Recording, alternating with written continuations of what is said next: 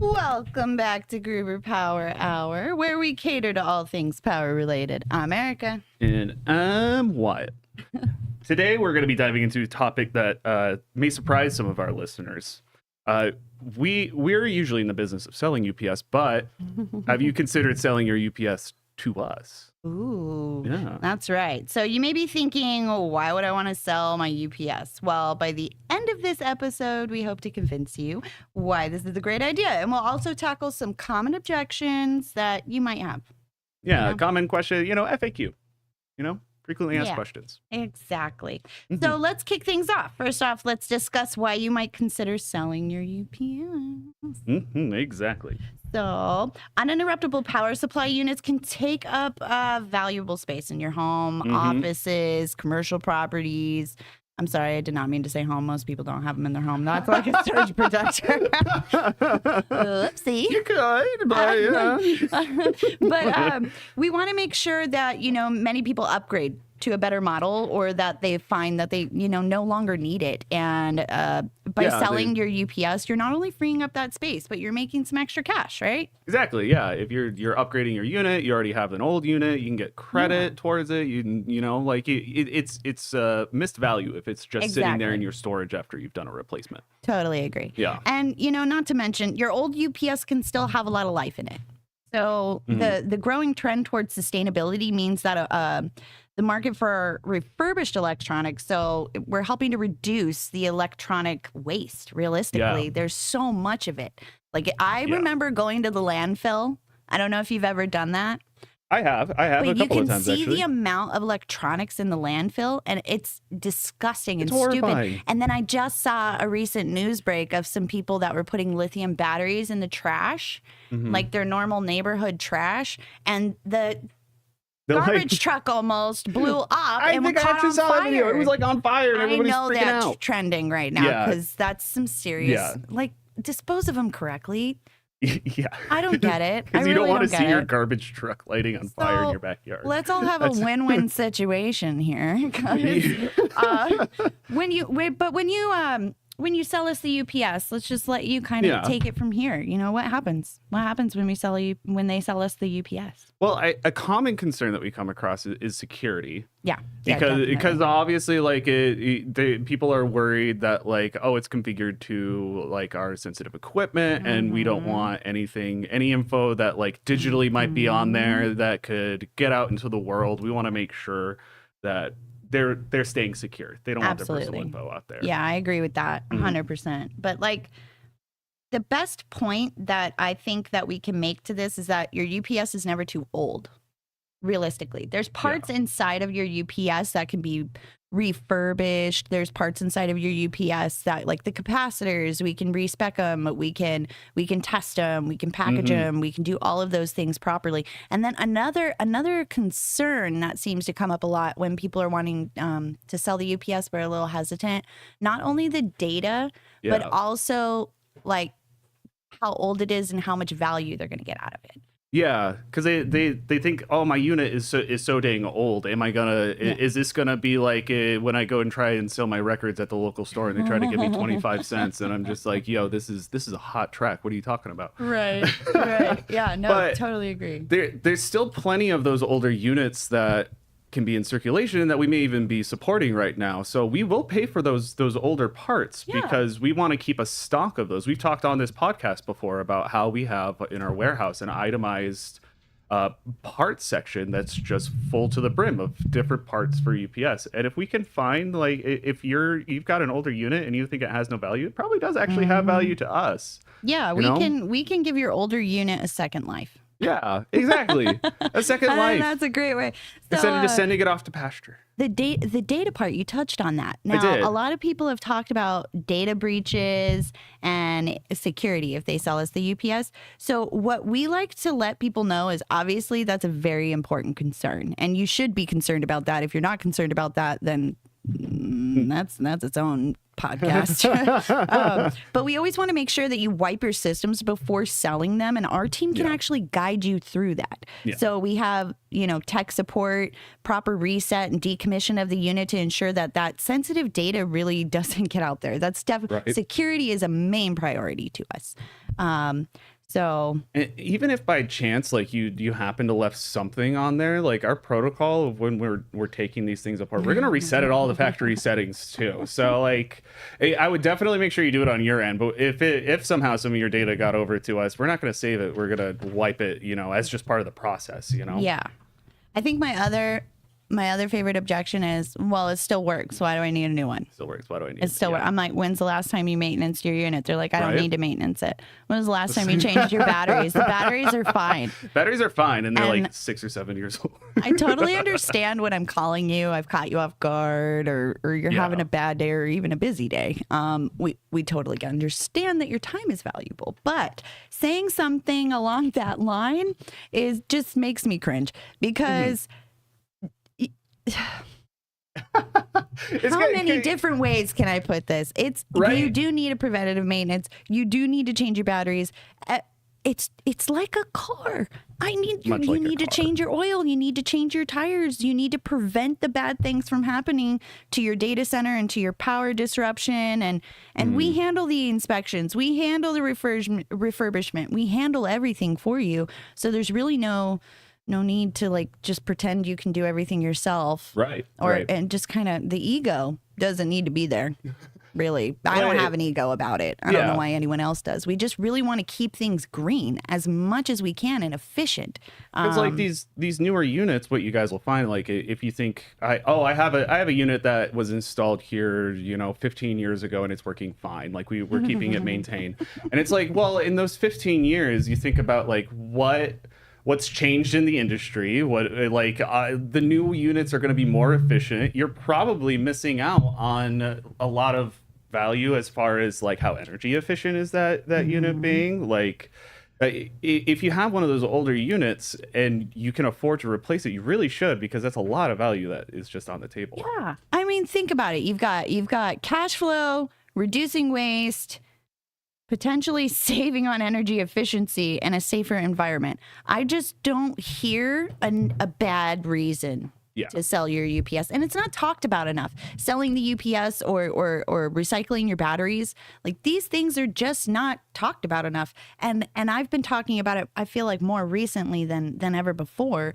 And then, oh goodness, I want to acknowledge the hurricane that touched down last night. Oof. Yeah. Have you seen the almost Katrina effects here? Yeah. It's scary. It's Category 4. It touched down in the United States in Florida last night. And there are, 500,000 people estimated at least without power. And all of the 911 centers are barely backed up. You've got a lot of medical emergency sites. And it's it's devastating to see this. Yeah. And having not seen infrastructure in place to be able to prepare for when that kind of thing comes up, right? Preparedness. Because we know that it's happening again, right? Like, hurricanes, it's we can tell that they're on the horizon and becoming more and more common of something to deal with. So having your UPS up to, I'm sure that right now, it feels bad to say, but in Florida, there's probably some businesses that are feeling good about themselves right now because they invested more in that infrastructure in their UPS and feel secure that like this is happening and like it's going to disrupt our business, but we're safe in this event. Like, ironically, I saw like on we there can a relax. church.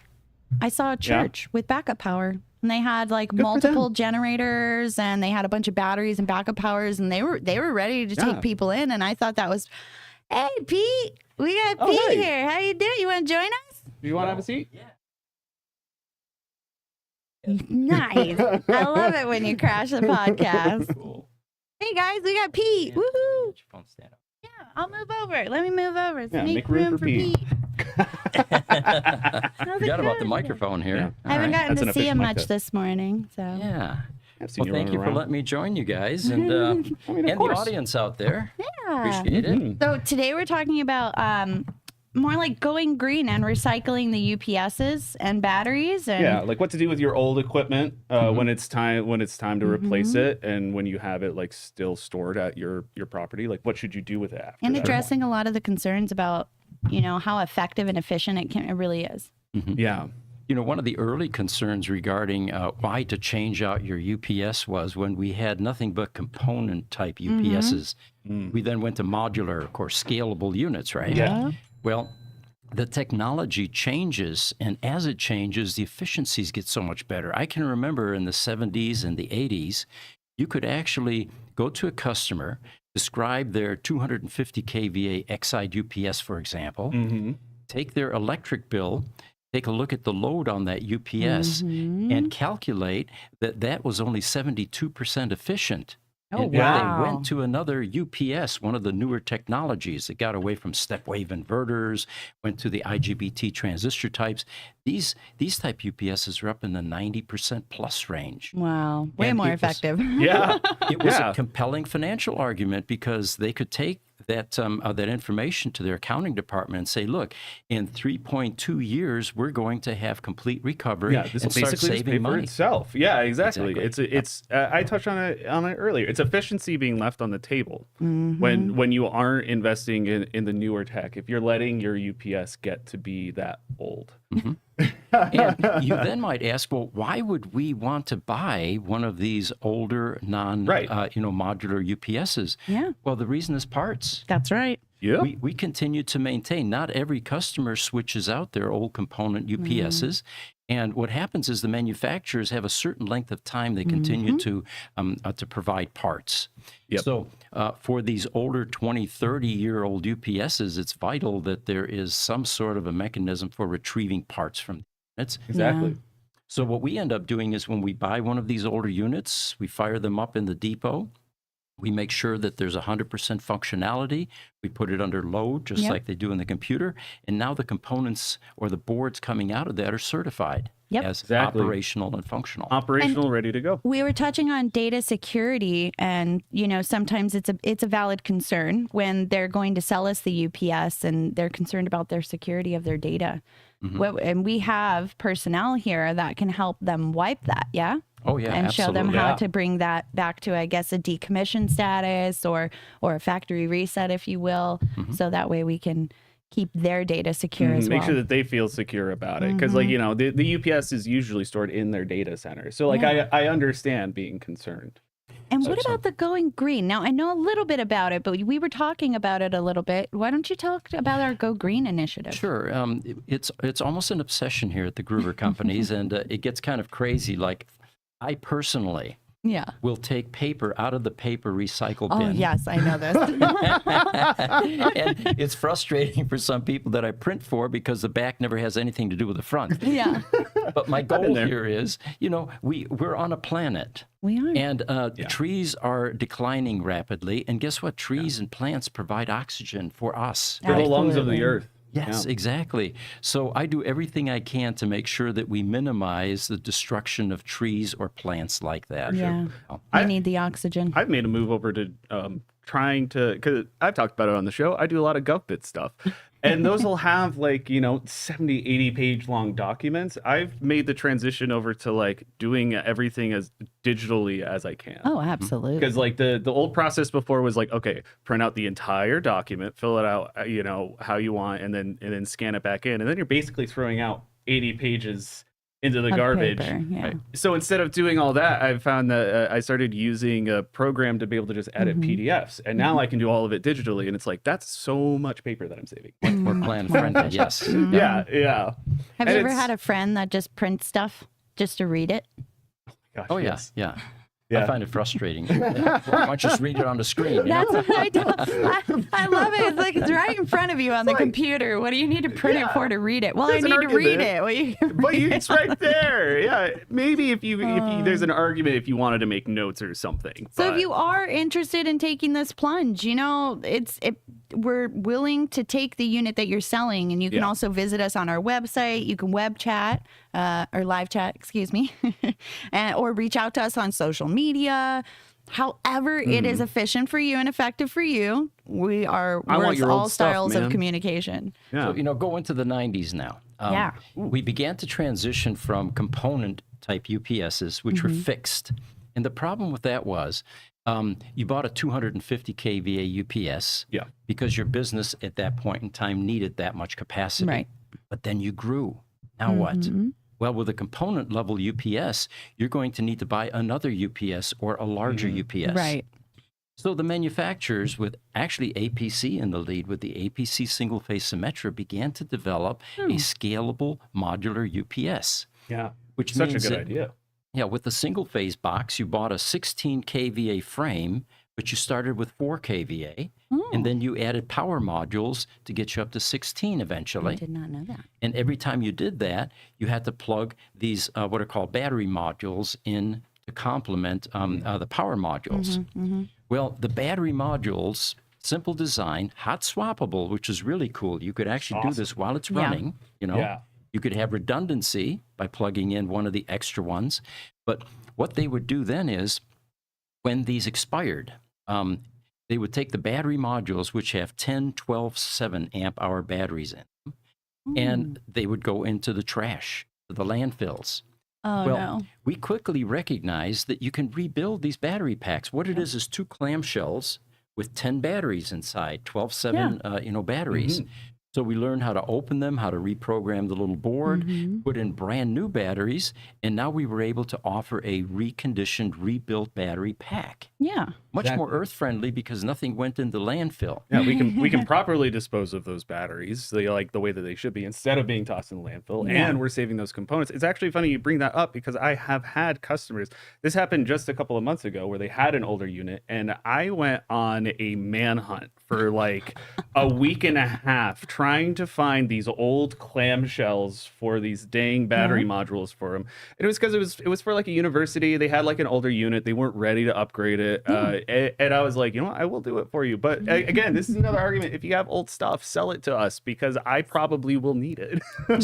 Some other customer will get a lot of benefit out of that. Yeah, you're Absolutely. passing it down the line. Like maybe it's not fit for your business now, but you can be helping the next business that is starting up and like maybe needs to get we need to get the refurbished. I'll work with there's a startup that I'm working with right now I'm getting a refurbished unit for, and it's cool. like those are exactly the kind of people that you'd be helping. So like maybe you're in a great position where your company is ready to upgrade, you're ready to get rid of your old unit, and you can even feel better about that if you sell that old unit to us because you're helping the next guy. That's not going to waste. And there's another huge benefit for a customer, which is that the refurbished units are cheaper than the brand new units. Dramatically. Oh yeah, I can get you so much better of a deal on that. But if they're refurbished and reconditioned by a company like ours, you're getting the same type of quality control processes that you would at the Absolutely. manufacturer level. Exactly. So you end up with something extraordinarily reliable and something that we support. Exactly. Now, some customers may feel, well, the 1-year warranty isn't enough for me. Well, what we do then is we Definitive bundle a service contract in with it. Yep. And the next thing you know, you've got insurance for the entire life of that unit at your facility. Exactly. Yeah. There are so many people that, I've spoken to in the industry, and they've talked about recycling batteries and recycling their electronics. There's a lot of companies. I'm going to call out one that I absolutely adore. It's called Aero Electronics. And they have a program where their employees, it's like 2 or 3 times a year, they'll get a shipping company to come out and just kind of open the truck and let the electronics come into that truck and just load it in, and then they'll refurbish or they'll recycle it out to other companies, and then utilize the components inside of it if it's decommissioned or whatever it is. And I just find that absolutely awesome. And we do something kind of similar, but we take our parts and utilize them in other departments and other if you will, subsidiaries of the company, right? Yeah, exactly. When a used UPS unit comes in, the first thing we do is make a determination. Will this end up being parted out? Is it one of those component level UPSs that where some parts are in short supply? Is it a unit that can be put back in the field? Yeah. And not everybody can afford a brand new UPS. Yeah. So it's tough out there. Yeah, there's certain budgets out there that will only allow for a reconditioned, refurbished UPS. And then the final path is will we then part it out completely and separate all of the metals? Right. And do so responsibly, like with the batteries that we mentioned. Yep. The old battery cells that come out of those packs they are then rendered back into lead, and we neutralize the acid, and the plastic gets recycled instead of ending up in a landfill to contaminate the soil and to know. just ruin the environment. Right. Yeah. Now, where else do we use some of this? That was a good question. Yeah. Which takes me into a different direction. Our company has always been planet friendly. Yeah. And when I got my first Tesla Roadster about 8-9 years ago or so, I wanted to go 100% electric. It is I the saw coolest color green I've ever seen in my life. lightning green. Heck yeah. You know, a lot of us saw the future. We realized that the planet was in trouble, that driving EVs would reduce the amount of emissions, and it was much more planet friendly. Absolutely. So, to go a step further, I not only bought the car, I started a company called Gruber Motor Company, which repairs electric vehicles. And we were initially repairing everything: Ford Fusions, Chevy Bolts, Priuses, hybrids, and eventually figured out that you have to specialize to get really laser focused and good at one thing. Yeah. And we now specialize on Tesla Roadsters. Of all things. We have become the global experts on this little iconic car. Only 2,000 of them left in the world, Wow. but they need enough maintenance to where we're extraordinarily busy. Talk about getting personable with seen your a lot. customers. You get to know all the customers. There's only 2,000 of them. And it helps Yeah. being able to say, There's I'm an only owner, 2,000. you know, Yeah. I drive that I want to lightning be green. too. Yeah. Yeah. You guys can really relate. Yeah. And we all know our VINs, you know. I mean, in the world of roadsters, it's all about your VIN numbers. Yeah. But so we started Gruber Motor Company. And then to go a step further, some of these UPSs that come in that don't get refurbished and sold in the field, or that are completely parted out for, you know, boards, we then have leftover parts that we utilize in the infrastructure at Gruber Motor Company. Yeah. We have a what we call a battery bunker. And in the world of EVs, you have to do certain types of work in a controlled environment because lithium ion is highly volatile. Oh, yeah. So we actually created a steel building separate from the main building where we do the risky battery charging. Yeah. And inside that building, we needed a lot of DC power supplies to do the charging. Those are UPS parts. That's Hey, it. that's us. There are bus bars in there. There are breakers. There are transformers. A lot of the stuff that came out of UPSs. So I'm pretty proud of the fact that we repurpose, you know, and we don't just simply discard this stuff. Right? Yeah. It's just a No, good way to be doing the business, you know? Waste nothing. And I was even talking about it before you came in here, Pete. We just saw it. I'm pretty sure it's going viral right now. But there is, I want to say it was in Texas. I'm sorry if it's incorrect. Seems like a But Texas thing. it was a neighborhood trash garbage collection. And all of a sudden, a whole bunch of smoke was coming from the garbage truck. And they Pouring had out. to pour out the entire truck of garbage onto the road All because in there front of was this person's lithium house. ion batteries. Yeah. That we're igniting. Yeah, Yeah. somebody threw away their lithium ions and it started burning all the trash inside of it. And It I bet was- it was pretty benign. Somebody had an e-bike and they threw some modules in Probably. there. They were thinking, oh, this is whatever. I'm just going to toss this out. Right. My husband Take care doesn't of your like- batteries properly, guys. It's really important. I had some like wannabe little electric carts that you could ride around the mall. Like the front of it was a hippo and the back was a octopus. I don't know why, Heck but there's yeah. a show That makes out no there sense. called Bob's Burgers, and I saw that, and I saw an episode where they were doing that, and I was just so excited. So I got one. Funny enough, it only took Japanese coins, so it didn't work out very well for me. However, it came with one Japanese coin, and when we got it working, I got a 12-volt, 6-amp-hour battery from Gruber. Heck yeah. And my husband yelled at me because when the batteries were dead, I went to throw it in the tray. He goes, "What the heck are you doing?" And I was like, "Oh my gosh, I didn't even think about it." He's like, "Yeah, no, duh, dip, dude." Sherlock. So then also same thing for like oil. People are throwing their car motor Yo. oil into the trash cans. Don't do that. No. No. oh my gosh, take it down to the not the hardware, but the auto parts O'Reilly's, store. Checker Yeah, Auto. Yeah, even AutoZone, whatever. Walmart will do it for you. They usually have the take it right for way. free. They'll just be like, yeah, we'll get rid of it. But same for you. us. Like, we have the right way of disposing those batteries. Yeah. If it wasn't for Pete and then eventually my husband, I probably would have blown up half my neighborhood. I don't know. But it's a common stupid mistake. Right? It really is. So beyond that, about with your friends, make sure you tell them, dispose of your batteries properly, or you're going to end up like that person with a bunch of garbage in front of their house, a bunch of burning garbage. You know, the really neat thing, too, is recycling lithium iron type products. Unlike lead acid, where you have hazardous waste and you don't really recycle 100%, these lithium products actually are in the 95 to 98% recovery. Wow. That's great. Cobalt, magnesium, stainless steel, the lithium, the graphite. And it's perpetually, infinitely recyclable. So it's a very, very friendly, earth-friendly type of a process. And Great. that's especially great because I know all those earth metals specifically are very difficult to produce. They should make a rule in business that if you sell those, you have to be partnered with someone who recycles them. I think I could agree with that. Yeah. I think that's just prudent. You know, that just makes sense. Sorry. They're dangerous. So having said all of that, Yeah. we're talking about lithium ion, the advanced DC storage technologies. Yeah. In the UPS world, a tiny sliver of a percentage is lithium ion. Dude, Yeah. it's like just starting. Like there's so few on the market yet. And it's such a surprising to me. superior technology.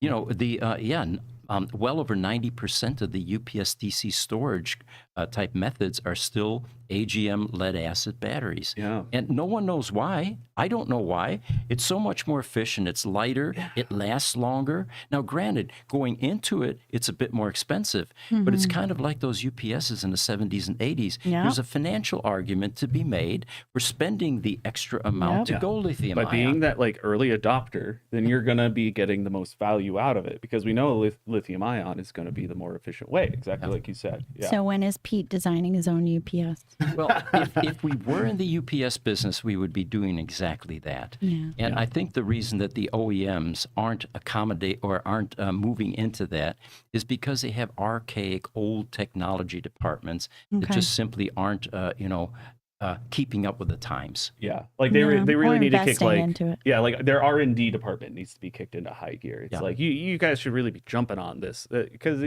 as soon as you said that, the light bulb turned on in my head. I was like, yeah, you're totally right. I think I've seen like one thing. I want to say that there's like a newer model Symetra that might do lithium ion, but like there really isn't much. And when I first started working in this industry, I thought I was already going to be seeing that all over the place because lithium ion is advertised for every battery thing. Right. But not UPS yet.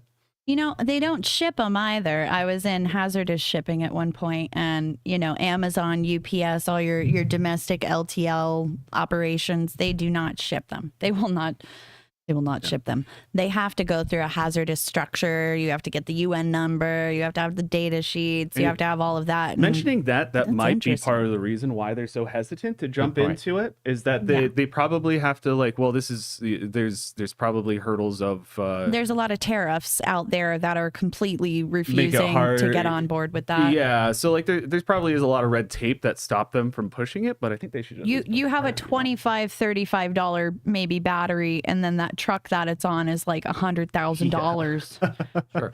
Well, I to be able don't to want ship it. anything to happen. Yeah, what the regulations stipulate is, and it changes based on things like air transport or ocean-going ship.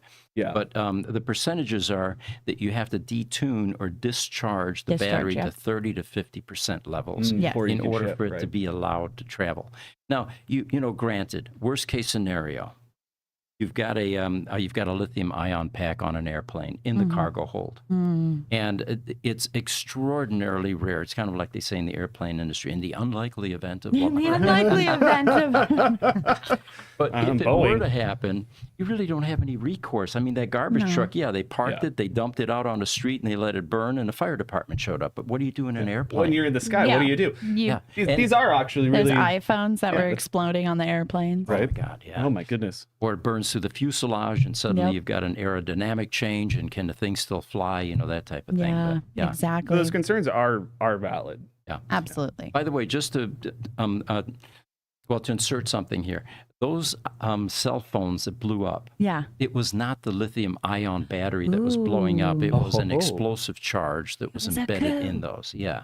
Otherwise, we would have, yet even more concerns about lithium-ion It's funny. technology. I don't remember if it was my husband or his family, but they said, I bet this is bad publicity on iPhone because they just came out with the new Samsungs. Kind of like the Nikola Tesla, huh?